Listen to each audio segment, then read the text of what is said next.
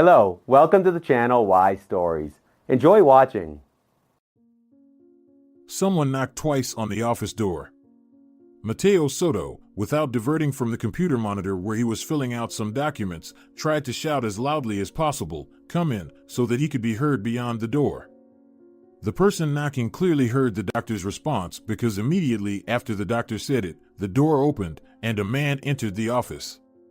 He looked quite respectable, a dark blue expensive suit that matched well with a red tie and a snow-white shirt suited this slim, light-haired man, who appeared to be around 35. The man's name was Pedro Gimenez, and upon entering the office with a folded warm jacket in his hands, he greeted the doctor. "Hello, Mateo. I came to you to ask about my test results," the man said, taking a seat opposite the doctor. "Are they ready?" "Pedro, hello," the doctor nodded, still not diverting his attention from the monitor. "Wait a moment. Hang your jacket on the rack," he said, pointing to the hanger behind the patient. Pedro hung his heavy winter jacket on the rack, and it nearly toppled over. "Okay, Pedro, your test results." The doctor finished dealing with electronic documents, shifting all his attention to the desk to find the documents, but this time in paper form. "Your test results, where are they?" He began sorting through some stacks while the patient was sitting back in his place. "Okay." Pedro was sitting calmly, very attentively watching every move of Mateo Soto. "Okay, here we go." Pedro Gimenez, the doctor, licked his lips. "Let's see what we have found." "I really hope nothing has been found," the man said with a hint of irony. The patient felt several seconds of the doctor's silence turn into hours. "Okay," Mateo said on an exhale. "Pedro, I will now tell you your diagnosis." The doctor looked very busy, trying to quickly read numerous medical terms from the document to combine them into one result. He quickly scanned the paper, making Pedro worry extra in anxious anticipation. "Okay, Pedro, you came to us because you complained of pain in the liver. Is that correct?" "Well, most likely, it's the liver," the man replied, placing his left hand on the right side of his torso, under the ribs. "Right here, somewhere." "And what other symptoms did you have? What else have you complained about?" Pedro began recalling the symptoms that prompted him to seek help at this prestigious and expensive clinic. "Well, nausea, vomiting," he began listing. "Overall, I didn't have an appetite." "So," Mateo set aside the sheet of paper. "Looking at the results of your tests, I have a very mixed impression. Tell me, have you noticed recently that you, for example, have lost a lot of weight?" "Yes, I've noticed," the man said tensely. "What's the matter?" The doctor leaned slightly forward, interlocking his fingers, and said with some unclear regret. "Pedro," he was trying to choose his words, "I have reviewed your test results. Now you have listed the symptoms with which you came to us." He paused slightly, creating a 1-second pause. "You know, sometimes even the most accurate instruments and programs can make mistakes, and in your case, I sincerely hope they are wrong." "Mateo, don't beat around the bush," the patient interrupted in a serious tone. "What's with my test results? What's the diagnosis?" "Pedro, I have to inform you that you have liver cancer. Based on the tests, I wouldn't say it's very bad, but there are reasons to be concerned, of course." Pedro Gimenez stopped hearing the doctor after he got to know his diagnosis. The world completely turned upside down, lost all its colors, and became gloomily gray. All of this happened in a second, in one moment. The man just froze, staring at one point and almost not moving. All the energy that was in his body rushed to his head and immediately dissipated.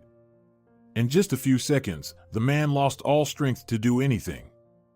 He was now thinking only of one thing: why? Why did this illness strike him? He took very good care of his health. He never drank or smoked, exercised in the gym, and adhered to a balanced diet. Every 1.5 years, he tried to undergo examinations at the most decent and expensive clinics in the country, thanks to the possibilities available to him. Pedro always took care of himself and tried to consider every tiny detail, down to the last speck of dust in his apartment or the reduced humidity in the air. The only thing Pedro couldn't sacrifice for the sake of his health was work. It was, perhaps, his only weakness. He worked a lot. He tried to completely switch to the night mode because, during this dark but truly enchanting and beautiful time of day, his mind was most active. The transition to night mode was also influenced by the fact that the main office of his company, where he regularly appeared 4 times a month, was in a different time zone. Pedro managed to set up his own business to operate on its own, without his constant presence, and, taking advantage of this, fulfilled his long-standing dream to move to the north. This place always attracted him, and he often dreamed of moving to this snowy place. And it turned out that when it was daytime in the city where his company was located, it was already late evening for him. It was much easier to manage the business this way, and, as mentioned earlier, Pedro found it much easier and more comfortable to work at night. The doctor took the paper with the patient's test results once again. He carefully looked down and responded, "Yes, there is. The treatment can cost a lot and last a long time, but you can recover. In your case, the main thing is not to delay." What could have caused the cancer? As if ignoring Mateo, Pedro muttered, "You know, Pedro, there can be many reasons: alcohol abuse, heredity." Alcohol abuse? At that moment, Pedro gave Mateo a very menacing look. Alcohol abuse? He repeated separately. "Well, you know, this reason is highlighted as one of the main one." "Are you out of your mind, Mateo?" The man began to shout. He couldn't contain his emotions. All the thoughts that had appeared in his head over the last minute, this extremely overloaded vessel, couldn't withstand it, and it burst. "I've never drunk in my life. I've always taken care of my health and followed a diet. I could never even think of starting to drink, and now you're saying that I have cancer because I'm an alcoholic? Are you out of your mind?" "Pedro, calm down, sit, please," the doctor said cautiously. "Your emotions are taking over common sense right now. Please calm down, and let's talk calmly." "I don't intend to talk to you." Pedro abruptly stood up from the chair, took his jacket from the hanger, and walked towards the door. Then, turning around, he addressed Mateo. "I think I understand. You gave me a false diagnosis to extort money from me for treatment. You thought you could catch a big fish. But you won't get anything." And slamming the door, he left the doctor's office. "Augusta, I don't know what to do," the man was almost crying. "Pedro, calm down," his wife Augusta replied, sitting next to him and soothingly stroking his back. "It's nothing serious. They just wanted to scam you for money at this clinic. Just go to another one. You don't have cancer, Pedro, they are just frauds." "Augusta, but what if I do?" He turned and looked at his wife. Before him, there was an exceptionally beautiful woman who was already over 30 but looked very good. Like her husband, she adhered to a diet of proper nutrition, regularly visited the gym, and always took care of herself. Partly, Augusta's status dictated these rules. She was the wife of a well-known and quite wealthy man, and appearing with him in public required her to be a real beauty. She had been invited for photo sessions for various magazines more than once, and almost always, her photos were on their covers. She, in accordance with her status, used expensive cosmetics and always chose prestigious branded clothing for herself, but at home, she could let herself wear regular clothes without makeup. "Pedro, calm down," she said, looking at her husband with beautiful brown eyes. "Honestly, I think they just wanted to get money from you. That's it. I completely agree with you in this regard. If you're so afraid, just go to another clinic and get checked there. Augusta, what if they confirm I have the cancer too? Anyway, I don't think you won't be able to overcome this. You have always been very determined and persistent. And even if you are ill, you will cope with this ailment, and I will help you with it." "Really?" Pedro looked at his wife with the same desperate look. "Of course, Pedro." Her beautiful, symmetrical, glamorous lips spread into a kind and sincere smile. Augusta was ready to support her husband in everything, as it seemed at that moment. They met when Pedro urgently decided to replace several employees in his company. His business was based on selling household appliances, and he had several large stores around the capital. As it turned out then, the money that the management and major shareholders of the company, including Pedro himself, decided to allocate to buy a place and open a new branch with a large area in a major shopping center somehow disappeared. There were lengthy disputes with the company's accounting department because the amount allocated was quite large, but along the way, where it was supposed to be divided into several parts and directed to the owners of the shopping center, the contractor who was doing the renovation in the new branch, and other needs, it turned out to be significantly reduced. The company faced a significant financial hole, and the management needed to find out who took the money. During the lengthy investigations, it was revealed that one of the deputy directors, who was knowingly appointed to the new retail point, had family ties with the chief accountant, and they simply divided the money. An emergency shareholder meeting was convened, and they decided that such things shouldn't have happened again. Urgent personnel changes were made in the company, and new employees were hired. In the head of the accounting department, there was a seemingly inconspicuous woman who calmly worked, was always polite with the company's management, and unquestionably carried out all assignments.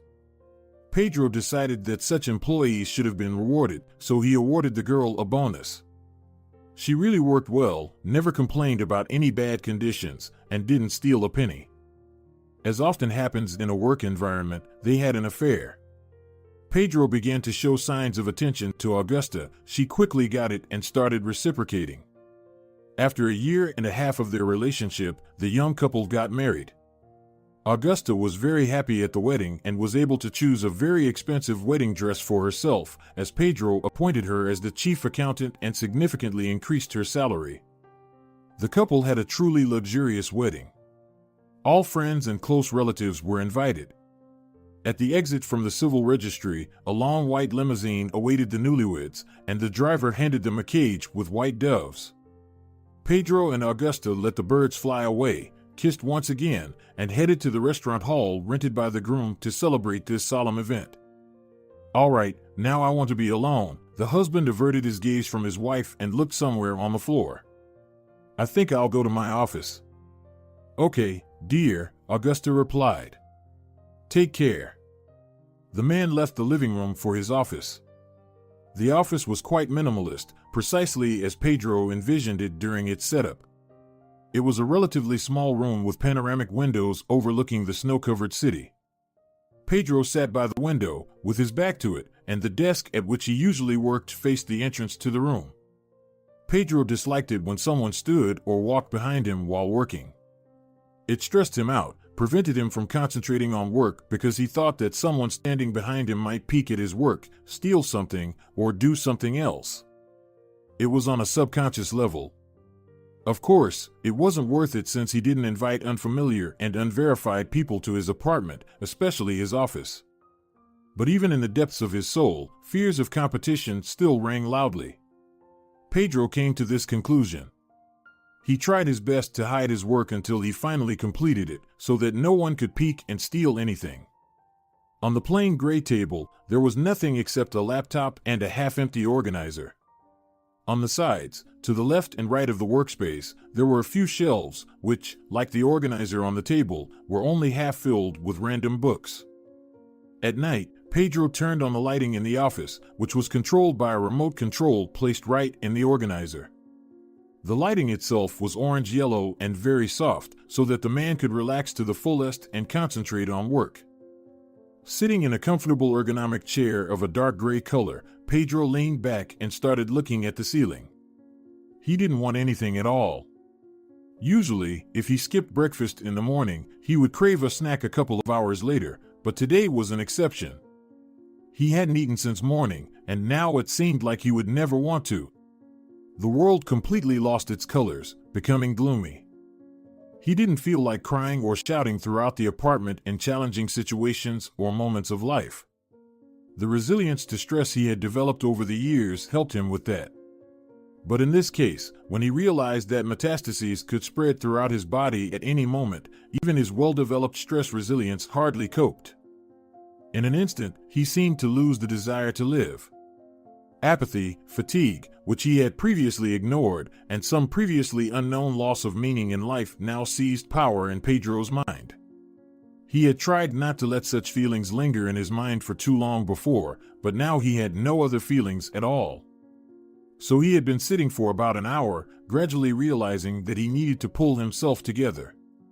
Inaction and constant pondering over the situation wouldn't lead to anything good. A week passed. During this time, Pedro and his wife Augusta searched the internet for a clinic with good ratings and reviews, aiming to avoid falling victim to scammers. Yes, they sincerely believed that Mateo Soto was just a fraudster trying to profit from a wealthy client by giving him the wrong diagnosis. The family tried to find a suitable clinic as quickly as possible. They looked at private and expensive ones to avoid encountering this fraud again. Eventually, Pedro found one, but the clinic was not located in the city. It was in another part of the country, and they had to take a flight to get there. The private hospital, specializing in the diagnosis of oncological diseases, seemed suitable in terms of clients' ratings. However, the cost of the examination alone was quite significant for the family. Maybe we should look for another one? Augusta suggested it when Pedro showed her the chosen option online. It's too expensive and far, don't you think? I think it would be better to find something closer. Augusta, he looked at her with an unclear and somewhat indignant expression. We didn't find a single decent clinic here. One has reviews saying that the staff behaves inappropriately with patients, another overcharges unreasonably, and the third has no normal reviews at all. Here, on the other hand, is a clinic specializing in the detection and treatment of cancer. Yes, the prices are high, but I value my life much more. And if it's true, if they diagnose cancer, these expenses will be very justified. Dear, Augusta romantically embraced her husband. If you think it's right, go ahead and spend huge amounts on your health. I'm not forcing you not to do it, and I'm not discouraging you. If you think it's right, go there, it's for your health. She kissed him on the cheek. But only if it doesn't affect our way of life. Do you understand it? In what sense? In this sense, Pedro. I don't want to rummage through dumpsters and search for food. Spend any amount of money, just as long as we continue to live the way we did. All right, I understand. The man extricated himself from his wife's embrace. I'll still call this clinic and consult with them. He returned to his office. After copying the contact number of the private clinic from the website, he pasted it into the input field and pressed the green call button. He heard pleasant, soothing music playing for a short while. The reception didn't keep him waiting long. Hello, welcome. My name is Toya. How can I help you? The girl introduced herself. Hello, the man replied anxiously. My name is Pedro, and I would like to check for cancer. I've already been diagnosed with liver cancer in one clinic, but I believe that Pedro almost said something that wasn't customary to mention in such conversations. That they just made a mistake with the diagnosis. Trust in their medicine is undermined, so I would like to be examined specifically at your clinic. Okay, Pedro, I understand you. Look, the cancer checkup at our clinic will be a relatively quick process compared to others.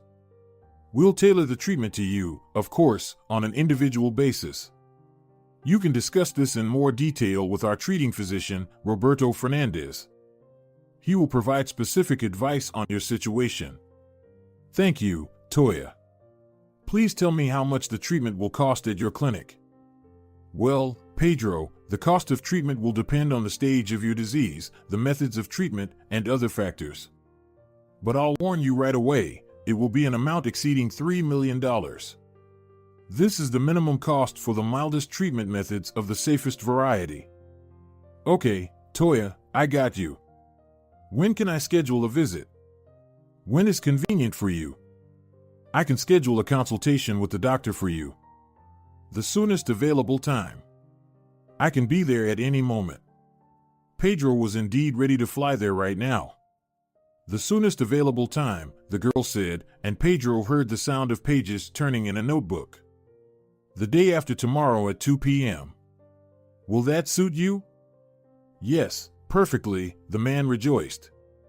He had already started to anticipate that he would have to wait a long time to visit this clinic, but as it turned out, he shouldn't have even worried. Okay, then I'll schedule you in.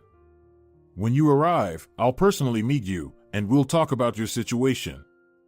Wonderful, Toya. Pedro exclaimed, overwhelmed with joy for the chance to save his life. Thank you so much. Thank you. Goodbye, all the best, the girl said with a relaxing tone, and the potential client of this clinic hung up the phone. He put the phone on the table. He sincerely rejoiced that the day after tomorrow he would actively start treating his recently identified ailment.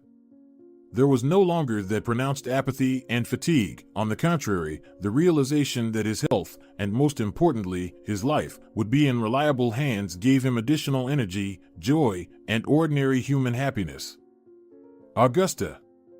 He practically ran out of the office and headed towards the kitchen. I called that clinic. I'm flying there the day after tomorrow for a consultation with the doctor. Wow! His wife exclaimed in response. Congratulations, Pedro, she hugged him again. How much will the treatment cost?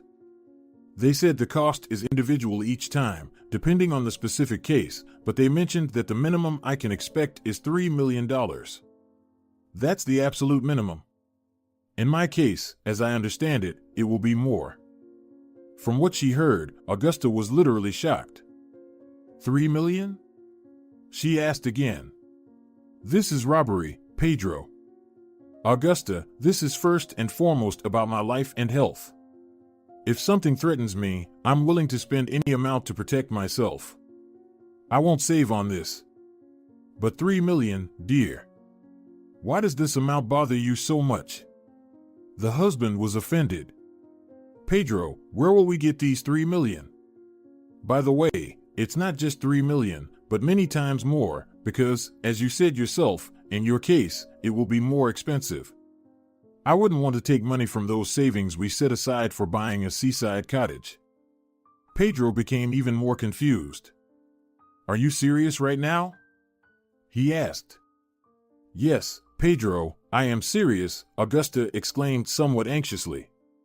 More than half of that money is mine, from my salary, and I wouldn't want to take it out to then spend another 10 years saving up the necessary amount. All right, the husband clapped his hands. Then I'll sell my share in the company. What did you say? The husband's statement plunged the wife into a real shock, even more than the amount she had just heard for the treatment. Pedro, have you completely lost your mind? Yes, Augusta, I have. I'd rather live poorly, but I'll live, than indulge in luxury for the remaining short time. If you don't want to spend a part of the money from that account we set up to save for a cottage, I apologize. I'll do what the circumstances dictate. I have no other ideas. Yes, Pedro, I don't want to. The wife shouted even louder. I'm only sorry because I've been saving money from my salary for several years. Yes, I know there's your part there too, but I won't allow you to touch my long-standing dream. I want to live by the sea. Pedro didn't expect to hear such words from his own wife. He felt hurt in an instant, and he even pitied himself somehow. All right, Augusta, I got you. I'm going to sell the company. Sell it, good luck to you. Go ahead and cure your non-existent cancer. You're just wasting money, you know, right? I don't want to hear from you anymore, he said, turned silently, and left his office. It seemed like Pedro had a serious quarrel with Augusta. She couldn't accept the fact that her husband's own health and life were much more valuable than any money or a seaside cottage, and she didn't even want to lend him money for treatment. She was an economist by education and was good at saving and accumulating, but she did it for herself. Pedro was sitting in his office again and grieving. It was getting dark, and he turned on his soft lighting, which was originally designed to alleviate stress, relax, and distract from negative thoughts, but now it didn't help. For some reason, all the major decisive changes in a man's life lately happened instantly, from mood swings to complex decisions. So, first, his life turned upside down after Mateo Soto's diagnosis. Then he had a quarrel with Augusta, as a result of which the man concluded that his wife wasn't very loyal to him. This led to the instant decision to sell the business. Even after announcing this decision, Pedro had no doubt that it was right. And now, as he was sitting in his office in a comfortable and warm chair, he profoundly reassessed his values. Thinking about life and the insurmountable problems that had arisen, Pedro realized that he had spent a significant part of his life with a very mercenary and greedy person. It suddenly occurred to him that Augusta was with him only because of his financial situation. Augusta didn't become his friend. Now, understanding the whole truth, he could compare their relationship to some business meetings with business partners. He had attended such meetings repeatedly and learned to find mutually beneficial compromises, just as in their family life. Suddenly, it turned out that Augusta was just a business partner. The only difference between real business partners and his wife was that Augusta didn't even want to seek a mutually beneficial solution to the problem. At any cost, she wanted to save money, and she mostly didn't care about her husband's life. Divorce, the thought flashed in Pedro's mind. Divorce wouldn't be a severe financial shock for him. The business and the apartment were his before their marriage, and the few pieces of updated furniture weren't expensive to the man.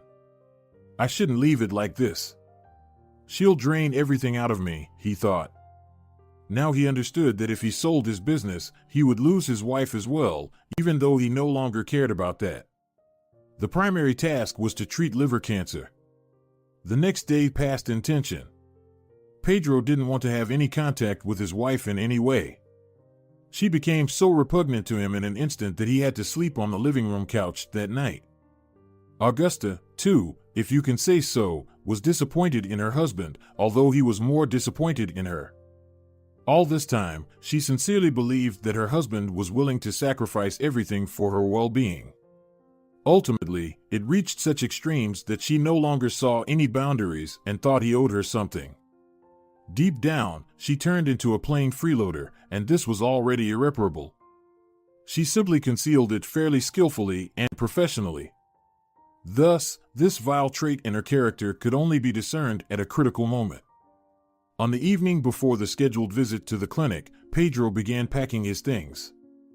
His flight was at 10 p.m., and by morning, he had to reach his destination.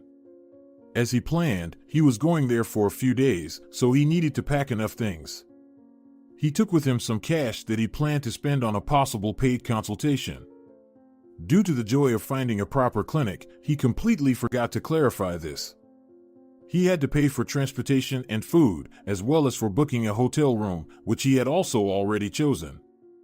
Tossing a few pairs of regular blue jeans, 2 sweatshirts, 3 t-shirts, and a couple of pairs of underwear into his suitcase, Pedro was getting ready to leave the apartment.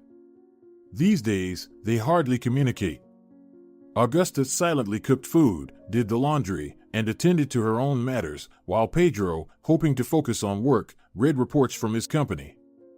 He had informed the management and partners that he would step away from business for an unknown period but would definitely return. Pedro deeply regretted telling Augusta about his intention to sell his stake in the company to pay for treatment and rehabilitation. He reached for his jacket on the hanger near the door when his wife appeared in the living room doorway. "Leaving?" she asked, crossing her arms businesslike over her chest. "Yes," Pedro replied tersely. "What is it? Are you worried about me?" "No, I'm planning to pack my things and move away from you." "I can't stand your character," she declared. "I've tolerated it for several years, and when it came to money, I suddenly became unpleasant." "Fine. I won't hide it, but it's true. Tomorrow, I'm packing my things and leaving you. I know the law well, and I understand that I won't be able to get anything from you through legal action. You know, I think I've needed this for a long time."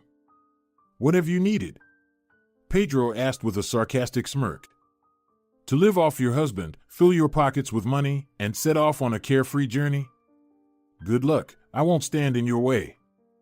That sounds so cheeky from your perspective, Augusta replied, squinting her eyes. From my point of view, I'm finally becoming independent. I'm so tired of being your personal housewife, Pedro. A housewife? Pedro asked in surprise.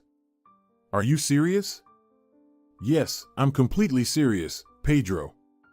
I'm doing nothing, not evolving. It burdens me, and I don't want to live like this anymore. In what sense are you doing nothing? Explain that to me, please, Pedro protested. I didn't fire you. You're still working for my company, just remotely. Did you ask me about it when I moved in with you? If something didn't suit you, you wouldn't have moved. Why did you agree to move here, to the north, then? Oh, forget it. Let's skip these pointless arguments that lead to nothing, Augusta replied, pressing her hand to her forehead. You've cornered yourself, and now you're avoiding the conversation, Pedro noted, putting on his jacket. Fine, I won't hold you back. Pack your things and leave. Don't bother claiming the apartment or the business. I know. I already said that. I don't need them. Besides, you're planning to sell the company anyway, Augusta replied. Maybe I'm not, Pedro responded. Maybe I said that in the heat of the moment. No, Pedro. I already know that your own life is more valuable to you than that of any company or even your own wife. Tell me, dear, Pedro raised his voice noticeably, what have you done to make yourself more important to me than my own life? That's not for me to judge. Then what are we arguing about? Pedro glared at his wife angrily. What did you want to say? You'll have a lot of free time at the hotel. You can think about what I wanted to say there. You're disgusting. How could I live with you all this time? You're like a snake on my neck, Pedro replied, fastening his jacket. Turning around, he added, leave the keys at the neighbor's. Lorenza lives there. She's a nice, honest girl, unlike you. When I arrive, I'll call her and ask if you gave her the keys. I'll bring them. You don't need to worry about me. I don't want anything from you, Augusta calmly replied. I will withdraw the money from the savings account. You have no right, Pedro calmly replied. It's marital. We'll divide it in the case of divorce, don't worry. He didn't bother listening to what Augusta might say in response. He silently left the apartment, slamming the door. Pedro fell asleep on the plane. He woke up instinctively when all the passengers started getting up from their seats. The flight attendant didn't even have to wake him. Rubbing his semi-sleepy, sticky eyes with his hand, Pedro looked out the window. The takeoff strip of an unfamiliar airport somehow immediately evoked doubts in the man. He assumed that, like most ordinary people during a time zone change, he would experience a headache and other emotional factors, but fears and anxiety were not part of his plans. He successfully retrieved his suitcase at the baggage claim and exited the airport. It was an unknown city with no snow, unlike the one where he lived. Suddenly, he felt lonely, like an unwanted person in an unfamiliar place. The only comforting thought was that he would be here for a very short time, just a couple of days. He felt similarly unwanted when he moved to the capital city. In his youth, as soon as he graduated from college, he decided to move far away from his small town. He went to a big metropolis in search of a better life because the one he had lived throughout his youth was categorically unsatisfactory. He grew up, as mentioned before, in a small town, and young Pedro couldn't live there comfortably. Since childhood, he has dreamt of becoming a successful leader, steering a big company, and being an authority figure for others, a successful example, a model to follow. Even at a young age, he was aware that he was much smarter than his parents. Until the age of 4, he grew up in a complete family that was far from dysfunctional. Despite the widespread turmoil in the country, Pedro's family somehow managed to navigate through life's hardships, avoiding the grinding difficulties that could have crushed Pedro's family. His father, Emilio Gimenez, worked as a security guard at a daycare center. He neither drank nor smoked, and he was a very fair and honest man. Pedro's mother, Nora Gimenez, worked as the head of the cafeteria in the local hospital. To ensure a decent life for her family, she was willing to go to any lengths, utilizing her position to ensure her child lacked nothing. While other children in the neighborhood played with old, dull wooden toys, little Pedro was content with modern imported toys. Similarly, while other kids wore hand-me-downs, as Nora called them, Pedro dressed quite well. When Pedro was 4 years old, his grandmother, Pedro's mother, passed away, and Emilio, his father, started drinking. This unexpected loss devastated him. He began drinking, leading to discord and conflicts in the family. 2 years later, he disappeared without a trace. Nora, nursing resentment for her husband, whose drinking she tolerated for 2 years, didn't bother looking for him. Law enforcement agencies handled the matter, but they couldn't locate him. Nora seemed completely indifferent to her alcoholic husband. Despite his family's financial struggles, Pedro never boasted or flaunted it. He understood that he was just like any other child. He willingly let his friends in the neighborhood play with his new, fashionable toys, always helped them, and generally didn't display any superiority. As Pedro grew into a teenager, he realized that this town was not where he belonged. It was small, with no prospects for growth. One day, he expressed his future plans to his mother, and she reacted strongly. She had different plans for her son and seemed unwilling to consider his opinion. "You'll receive education as an electrician, and when you finish it, you'll become an economist," she replied. "What capital are you talking about? What business?" This was the beginning of his growing resentment towards his mother. Unpleasant as it was for Nora to acknowledge, her son was much smarter and more forward-thinking than she was. From his father, Pedro inherited honesty and fairness, and from his mother, the opposite qualities, cunning nature and vanity, but in a reasonable measure. These entirely different qualities coexisted remarkably well in this young man. After finishing college, Pedro, without saying anything to his mother, bought a ticket to the capital using the money he had saved from his scholarship and left. He left his mother a so-called farewell note. "Mom, I want to address you probably for the last time. I understand perfectly well that I'm your son, and with your character, you don't accept my point of view. I don't want to offend you, but I'm stating facts. By nature, you are excessively selfish, or more precisely, egocentric. But I'm 19 now. Due to health problems, as you well know, I'm not fit for military service, so the road to life is open for me. I believe my level doesn't match the place where you'd like to see me. I have to leave now. I don't accept any remarks or, as you call them, warnings on this matter. I will live the way I want because, in my opinion, I deserve better. I think in your pursuit of happiness, you completely forgot that I am your son, not a puppet. I am a different person. I, like all normal people, intend to strive for the best. Maybe you would have made an excellent leader, but I'm not your subordinate.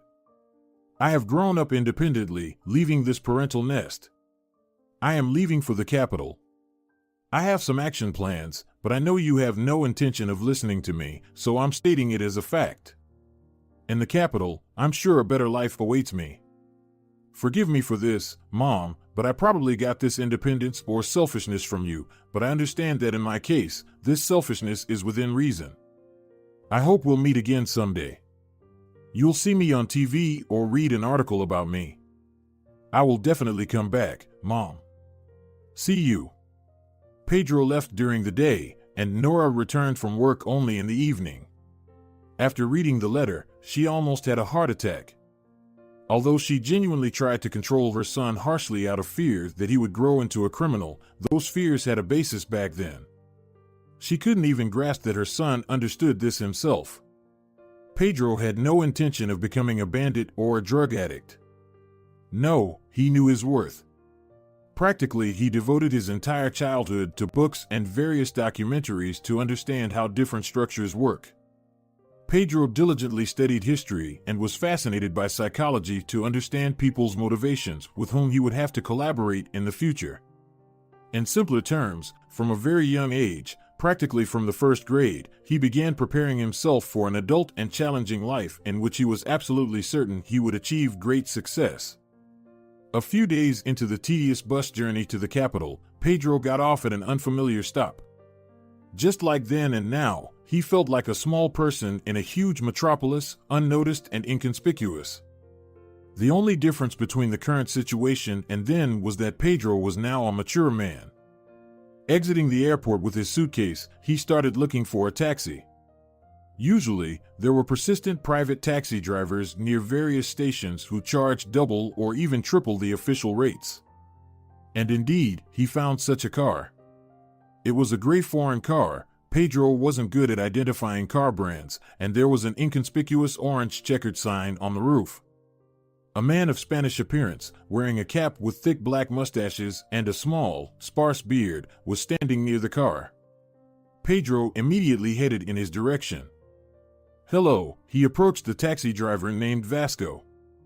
"Hey, man," the man replied, spreading his arms. "Where are you going, my dear? I'll get you there quickly. I know all the roads around here." Pedro glanced at his wristwatch. He had 3.5 hours left before his appointment at the clinic. "How long does it take to get to the clinic from here?" the man asked. "Well, I'll tell you right now." The taxi driver closed his eyes and began to softly hum, recalling the route. "It takes an hour and a half to get there without traffic jams," he finally answered. "And with traffic jams?"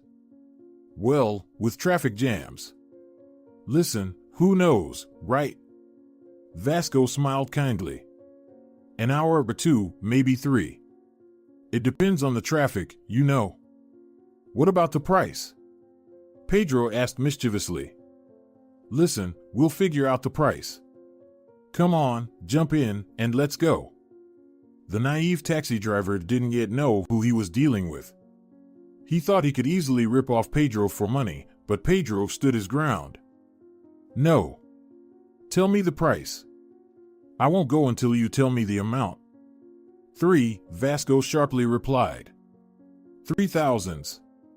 Vasco frowned, envisioning the route from the airport to the clinic, which would take an hour and a half under favorable conditions. "Agreed. 3,000 for 1.5 hours of driving without traffic or 3 hours with traffic. If you get me there in less than an hour without traffic, I'll pay half. Deal?" "Listen, what's your name, sir?" He took a step forward. Pedro confidently replied. "My name is Vasco."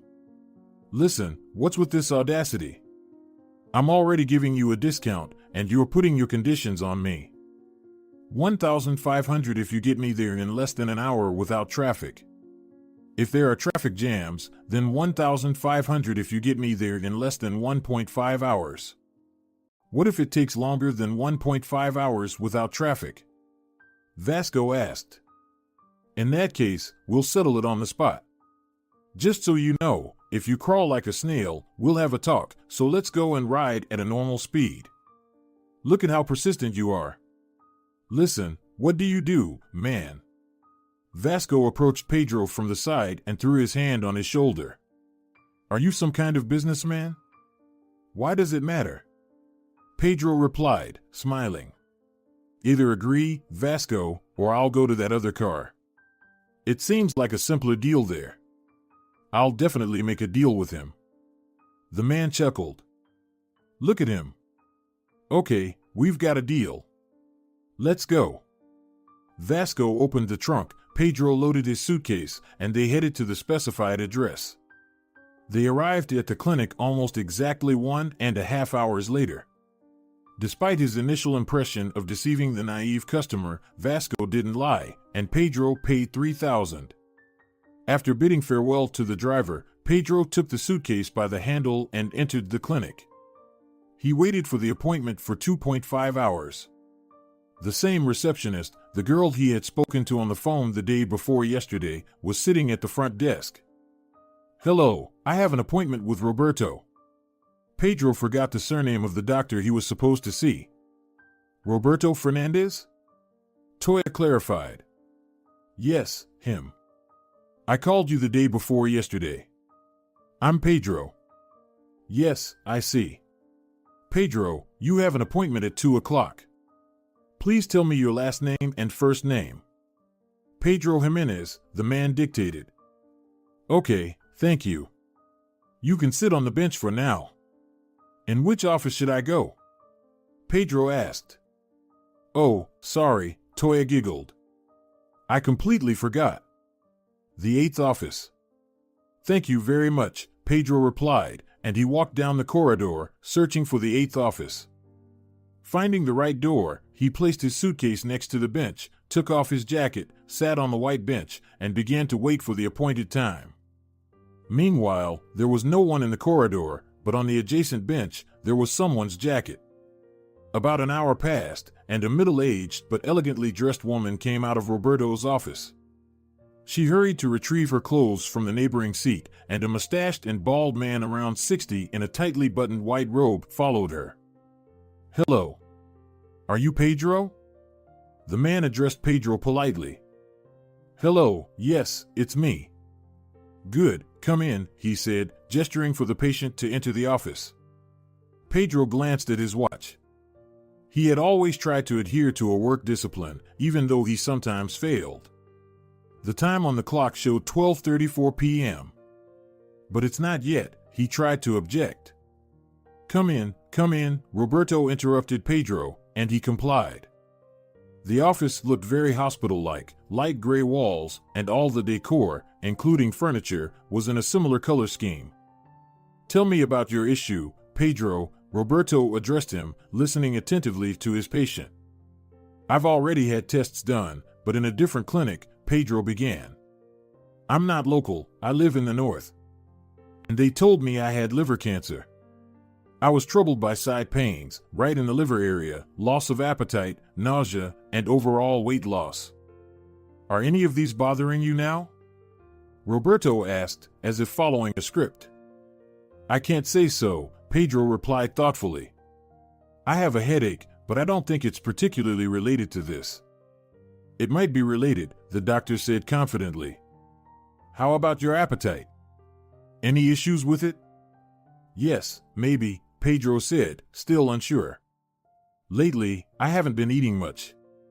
What kind of lifestyle were you leading? Roberto asked. Well, before these symptoms, I tried to lead a healthy lifestyle. I was into sports, ate well, didn't smoke, and didn't drink. Okay, the doctor said, looking at his computer monitor. You'll need to undergo an examination and take tests. You can do it right now. We'll organize the results very quickly in about an hour. That's wonderful, Pedro said sincerely.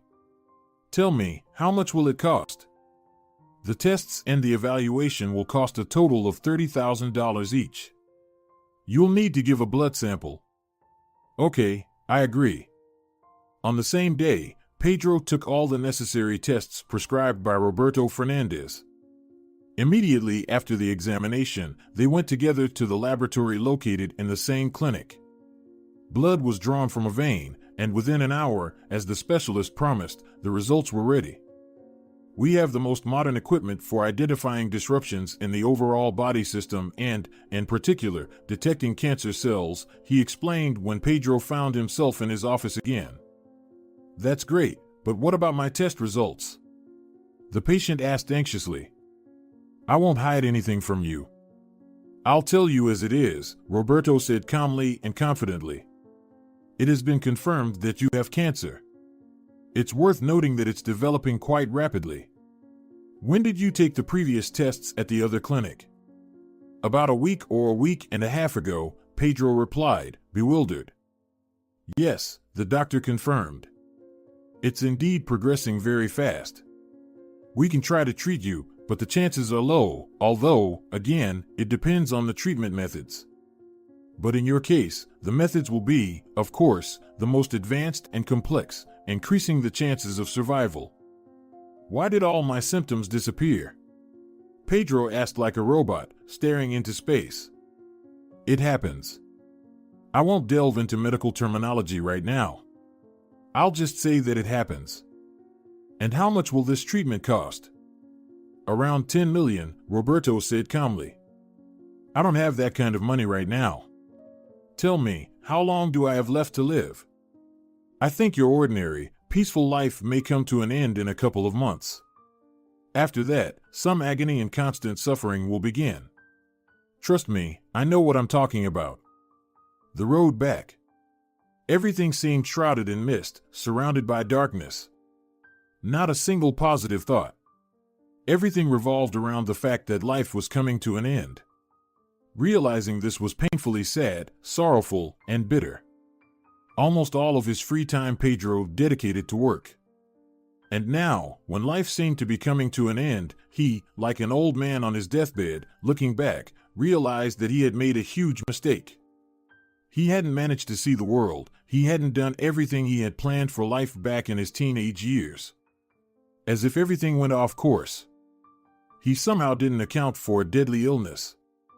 He decided not to stay on this ill-fated business trip and chose to return home as soon as possible. He was determined to sell his stake in the company. He could easily cover all the expenses for treatment if he did that. The only problem was time. Selling his stake is a lengthy and tedious process. Firstly, he needed to find someone willing to buy it, and even Pedro couldn't estimate approximate terms. Outside the clinic, where his worst fears were confirmed, there was one available taxi. It wasn't Vasco behind the wheel, but another man who also easily took Pedro to the airport. However, the passenger, accustomed to various profitable deals, didn't haggle this time but agreed to the price set by the private driver. He had no time for that now. He sincerely hoped that there would be available tickets for a return flight to the north, even with layovers, at the airport. Anxious thoughts overwhelmed him on the way, growing in scale geometrically. Looking out the window at the nighttime city, where, unlike his hometown, there was no snow, Pedro thought that soon he would turn into a similar darkness himself. Again, literally in a moment, he simply devalued his life and everything he had achieved in these short 35 years. He now couldn't care less about the conditions his employees would have in the company under the new owner, who would get his apartment and all his belongings. And more. There was nothing more in his life, only the company and a large apartment in a good, elite residential complex. That was it. His wife turned out to be a greedy person who sacrificed her sick husband for personal prosperity. They had no children. Augusta never wanted to have children, justifying it by saying there simply wouldn't be time for them. Pedro settled with the driver, picked up his suitcase, and walked back into the airport waiting area. Approaching the counter, he asked, "When is the next flight to the north?" "Today." How lucky, the man thought. "One ticket, please." He paid the cashier, received his ticket, and, looking at the departure board, realized he had to wait here for quite some time, 2 hours. He calmly sat on a bench and continued to contemplate how meaningless life was. "Darling, we'll buy a ticket now and fly," a woman passing by Pedro with her 7-year-old daughter cheerfully said. "Really?" the little girl asked with sincere astonishment. "Yes, Wanda, we'll fly." Pedro opened his eyes and looked at this family. How lucky this woman was. She had a beautiful daughter who, by the way, looked like her. She was healthy, everything was fine with her, and she was raising this beautiful daughter. The girl was lucky too, she had a mom, and for now, there were no problems. The inner voice engaged in a dialogue with Pedro's mind. "Stop, what? Mom? The little girl has a mom. She has a mom." At this moment, the man's reasoning began to converse with the inner voice, "Mom. So, wait, I have one too." He quickly jumped off the bench and, bypassing the young family, rushed to the counter. "Excuse me, cancel it." He began shouting at the cashier. "What?" The young cashier didn't understand initially. "What do you mean?" "Cancel my ticket, please change it. I need to go to another city. There's another flight, but it's departing in 40 minutes. Okay, I need one ticket there." The procedure for changing the ticket didn't take long, and the inspired man, grabbing his suitcase, quickly headed to the boarding gate.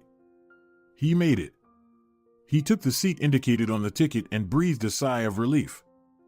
"Mama, I have a mom," he continued talking to himself in his head. "I'll see my mom." "How long?" How much time has passed? 10? No, more. 16. What a nightmare. I haven't seen my mom for 16 years. Well, now I'll see her. The plane took off and flew to his hometown. The flight lasted 5 hours. During this time, Pedro managed to sleep on the plane and, surprisingly, get some rest. In the last 24 hours, he had left the airport for the second time, but this time he didn't feel like an insignificant person in a big, unknown city. He knew exactly why he had come here. Besides, the city was familiar to him. It was the place where he spent an integral part of his youth. Pedro still remembered the address where he and his mother lived. But they lived not in the city itself, but in a small settlement nearby. Taking the first available taxi, he stated the address, initially surprising the driver, and they headed to the small town. It was already dawn, and the beautiful rising sun illuminated the fields or forest belts with its bright orange dawn color. There was snow here, but not as much as in the north. It only partially covered the ground. The journey to Pedro's homeland took a little, only about 40 minutes. He settled the bill with the taxi driver again, picked up his suitcase, and stood in front of his family home. It was by no means a multi-story building. It was a medium-sized yard that combined several private houses. This was the place where he grew up. The place where he spent the first part of his life, which was about to end so soon. He remembered everything when he saw his family home. He remembered playing in the common yard with friends from these neighboring houses and how they ran to each other's houses and sometimes stayed overnight. All of childhood seemed to rise to the top in an instant, as if dominating all other thoughts, including the deadly illness. Exhaling warm breath with a smile on his face, Pedro approached the gate. Suddenly, he saw a beautiful young woman coming out of the house where he lived, and this house stood right in front of the entrance to the yard. She was dressed similarly to Pedro, regular blue jeans, a black jacket with a hood pulled over her head. She wore high, warm felt boots. As soon as she left the house, she immediately noticed the man standing with a suitcase in front of the gate. "Hello," she shouted with a thin, enchanting, and very beautiful voice. "Who are you looking for?" "Hello," Pedro shouted confusedly. "Who lives in the house you just came out of?" The girl, looking around, quickly descended the low steps of the house and ran to the gate. "It's me and my mom, so, to speak, what is it?" Pedro became even more confused. For some reason, initially, he didn't even consider the possibility that his mom might have moved from this house to another place. He tried to pull himself together and asked, "Nora Gimenez used to live here. Do you know where she moved?" "She still lives here," the girl answered, surprised. "And who are you, actually?" "Wait, I don't understand anything," Pedro interrupted. "You said you and your mom live here, right?" "Well, she's not exactly my mom," the girl said, embarrassed. "And who are you? Can you tell me?" "I'm her son," Pedro exclaimed. "And I don't quite understand why I have a sister." "So you're her son?" The astonished girl exclaimed as if meeting her childhood idol. "Well, yes," Pedro calmly replied, but deep down, he felt some guilt. "Can I visit my mom?" "Of course, come in." The girl opened the gate, and Pedro, carrying the suitcase in his hand, entered the yard, reminiscent of how he used to carry a briefcase to school. "I assume your name is Pedro, right?" the girl asked. "Yes, Pedro. By the way, what's your name? You haven't introduced yourself." "My name is Marta." "Nice to meet you." "Nice to meet you too," Pedro replied. "Why did you say that you live here with your mom?" "Nora is not your mom at all." "It's easier for me to say that," she said. "You may not remember me or even know me. When you left, you were 19 and I was only 12. And my real mom, who lived on Oak Street. Maybe you remember, it's on the other side of the city. My mom was good friends with yours." "What's your mom's name?" Pedro interrupted Marta. "Her name was," she said softly, "Zoraida Castro." You might remember her? Ah, exclaimed Pedro. Yes, I remember Zoraida. The whole neighborhood used to visit her for fortune-telling. Was that her? Yes, Marta replied. And my mom passed away when I was 12. Nora, your mom, felt sorry for me and took me in. Do you know how she grieved when you left? She couldn't find peace, took tranquilizers, and barely ate. It is difficult to convey in words what Pedro felt at that moment. His heart pounded in his chest as if it were not a heart but a washing machine. He felt incredibly ashamed. He felt guilty towards his mother, but he couldn't have acted differently. Circumstances led him that way. Meanwhile, Marta and Pedro entered the house. You go inside, and I'll run to the store, Marta whispered. It's 6 a.m. What store? Pedro wondered. We recently got a 24-hour one. We ran out of bread at home. I'll be back soon. And the girl rushed out of the house. Marta, why are you running back and forth? A senile voice came from somewhere in the room. Did you forget something? Deciding not to make unnecessary noise, Pedro quietly took off his shoes, left the suitcase in the hallway, which, as he assumed, had been renovated by Marta since his departure, and went into the room. He entered the living room, from which he heard the voice. The voice hadn't changed much in 16 years, it just gained a bit of hoarseness. Such a familiar yet, at the same time, forgotten voice sent shivers down the man's spine. Marta, Nora shouted even louder, are you here? Entering the living room, where an elderly woman with gray but well-groomed hair was sitting, wearing glasses with thick frames, Pedro couldn't utter a single word. Everything he was psychologically prepared for at that moment was just to nod in greeting. The old lady, sitting on the sofa and getting ready to turn on the television, looked at the man. It was as if she didn't recognize him at first and didn't understand who ended up in her house. There was some random person. It seemed that this was the initial thought of the elderly woman. But then, a couple of seconds later, when she was able to look well enough into the face of this unfamiliar man, the woman's shock was clear. Her eyes literally bulged out, and she dropped the remote control from her hands. It fell to the floor and cracked, so that the cover of the battery compartment flew off. Both of their breathing quickened. Pedro, holding out his arms as if to signal his readiness for a strong embrace, tearfully said, Mom, I'm home. At that very moment, Nora literally jumped up from the couch and quickly ran to her son. Pedro! She shouted. My dear Pedro has come home. She held her son tightly, whom she hadn't seen in 16 years, and started kissing him. It's hard to describe the emotions of a mother who knew nothing about what was happening with her son over the last 16 years. Some mothers, especially the irresponsible ones, come to accept this or completely forget that they ever had children. On the other hand, those who truly love their children are willing to give everything they have just to make sure their child is doing well. But it's even harder to describe the emotions of a mother who didn't know what her son had been doing, or indeed if he had been alive at all, over the last 16 years, and who, after such a colossal length of time apart from her child, met him for the first time. Primitive, genuine maternal feelings never fade, even when a mother hasn't seen her child for 16 years. They gradually diminish, retreating to the depths of the soul, but they remain for a lifetime.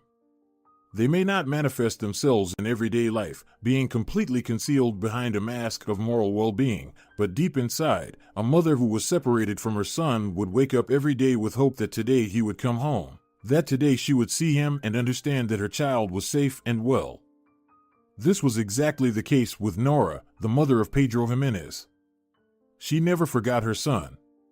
Every day she prayed for his health, although before her son's departure, she was a convinced atheist and thought that now, somewhere in the world, her child was alive and well.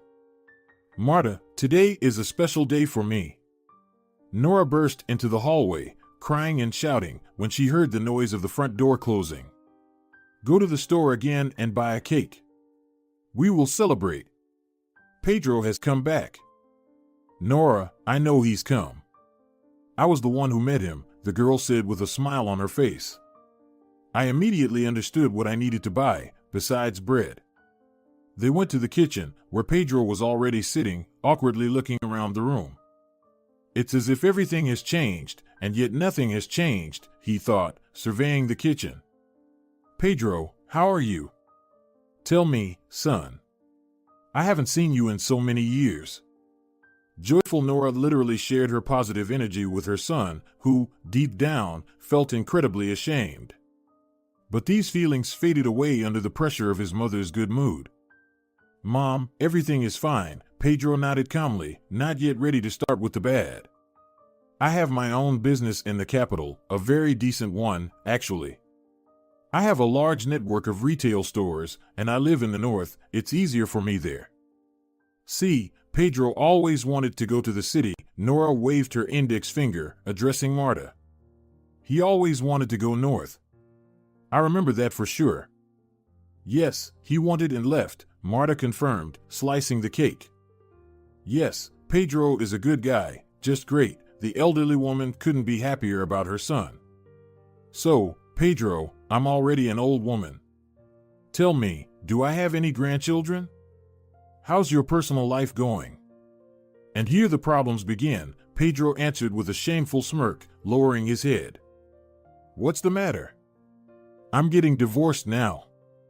Nora gasped theatrically. How so, Pedro? Why are you getting divorced? And who is this girl? My wife, still my wife, is named Augusta. I met her through business. I hired her as my accountant.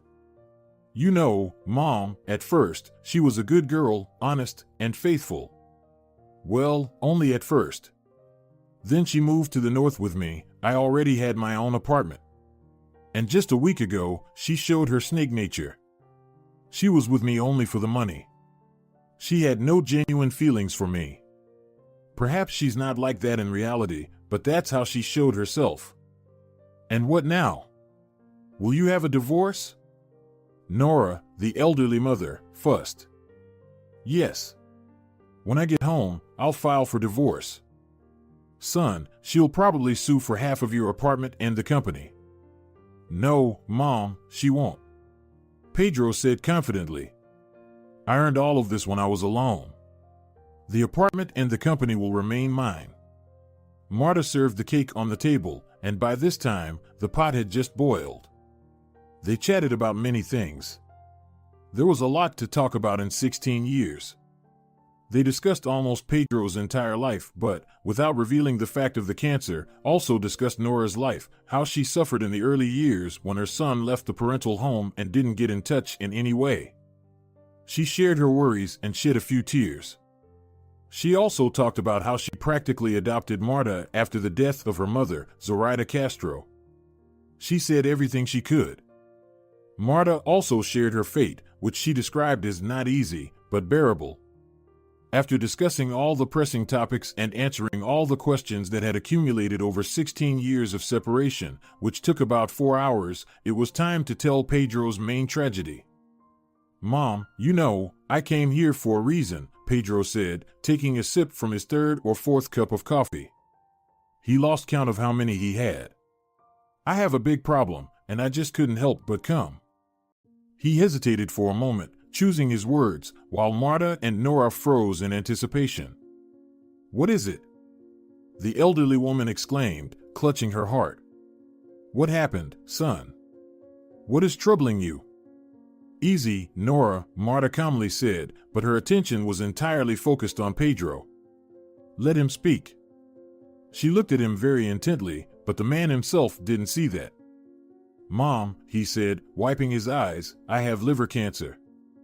Nora now clutched her heart much tighter. What? What did you say, Pedro? Please repeat. With each word, her speech became softer and softer, and she took off her glasses. I have liver cancer. It's progressing very rapidly. Actually, I came to say goodbye. The treatment will cost $10 million. I can get that money quickly only by selling my share of the company, but I won't sell it quickly. I won't take a loan on principal. Over the past 2 days, I've thought about a lot, come to many conclusions, and reassessed a lot. I've already accepted my fate, Mom, and I just came to say goodbye. After the warm reception of the prodigal son and the solemn coffee drinking ceremony for his return, many tears were shed. Nora literally began to have a hysterical fit, which would be very, very difficult to stop. Pedro himself felt nothing anymore after announcing such terrible news because, in the 2 days preceding this day, he had genuinely reconsidered a lot, ultimately coming to the conclusion that this was his destiny. Nora cried seemingly endlessly. All her hopes that her son had returned and that her child was safe and sound were shattered in an instant. She couldn't believe this news. She couldn't trust her ears. "Pedro, can I talk to you for a couple of minutes?" Marta asked when Nora had calmed down somewhat and was just sitting silently. "We need to talk." Pedro, not expecting such an offer, was very interested in talking to the girl. He didn't know what she might say to him, and it piqued his genuine interest. But even more intriguing was the fact that she wanted to talk about it with him alone, without Nora.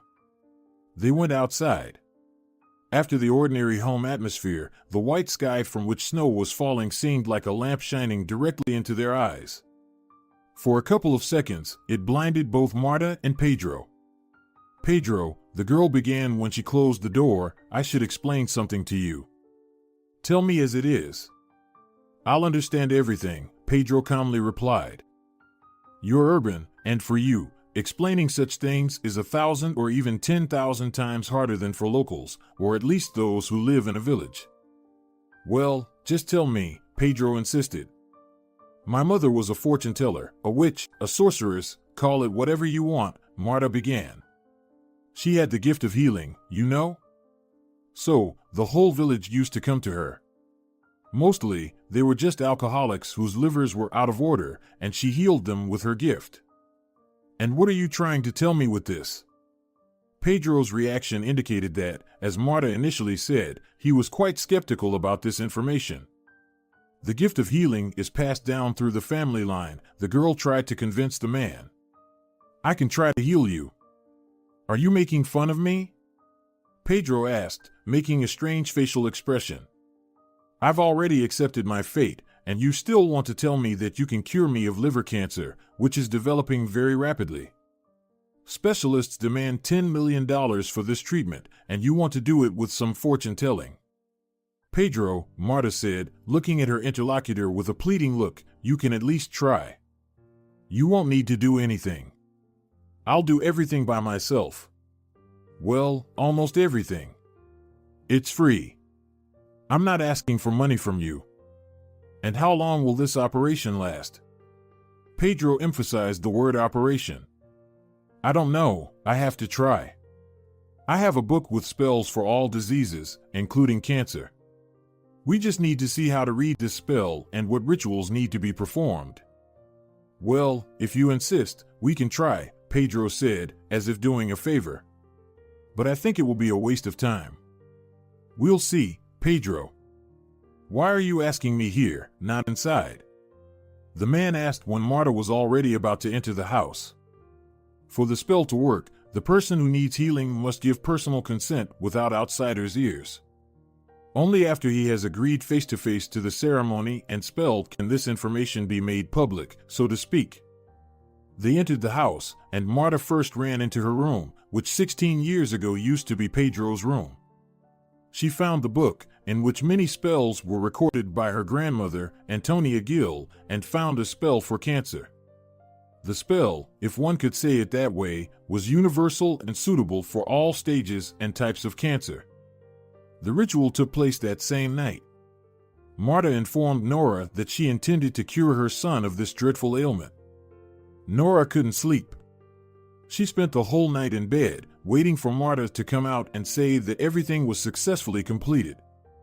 Marta conducted the ritual in her room. There were many nuances, and sometimes Pedro himself had to read incomprehensible incantations in an unfamiliar language. Throughout this strange, previously unknown procedure, he was sitting in complete bewilderment, but he maintained a fairly skeptical attitude. A few hours later, the door from Marta's room opened, and she entered Nora's room to check if she was asleep. Nora wasn't, so Marta could immediately report that everything went well and that it should have bore fruit. 2 days later, Pedro flew by plane to the same clinic, where he was asked for $10 million for treatment. He decided to check if the spell worked and still approached it quite skeptically. Marta insisted that he be re-examined. He paid this private hospital another $30,000 for quick and accurate results. Roberto, after reviewing them, was astonished. "How is this possible?" he said, covering his mouth with his hand. "Just a few days ago, you were diagnosed with a liver tumor, and now it's clear as if it evaporated. Could our equipment be inaccurate? It can't be." Pedro himself had become so accustomed to such swift changes in his surroundings that he wasn't even surprised that some words in an unfamiliar language, spoken by a hereditary sorceress, could miraculously remove an almost incurable ailment from his body. In short, he returned to his mother with good news, and they once again celebrated with a cup of coffee and apple pie. Nora was very happy that her son had recovered. A year passed. During this year, Pedro experienced rapid and abrupt changes. He divorced his wife, and the savings account, which she was reluctant to spend on her husband's treatment, was split in half. The apartment and the company remained, of course, with Pedro. Pedro started communicating a lot with Marta. They exchanged messages, and eventually, they began a long-distance relationship. Soon, the girl moved in with him, and later, after saving some money, the man bought an apartment for his mother in the north, in the same area where Pedro lived with Marta. After living together for 6 months in previously unfamiliar harmony and love, one morning, Marta, over a cup of morning coffee, said, "Pedro, I don't even know how to tell you this." A shy smile appeared on her face. "What's wrong?" Pedro suddenly felt nervous. "Pedro, there's something. Your mom will be over the moon with happiness. In short, I bought a pregnancy test yesterday. We're going to have a baby." Pedro caught his breath. He hugged Marta tightly and closed his eyes, which were suddenly filled with tears. "Pedro, are you happy?" The girl pretended to frown. Pedro smiled and kissed Marta. "My love, I'm not just happy. I'm tremendously happy."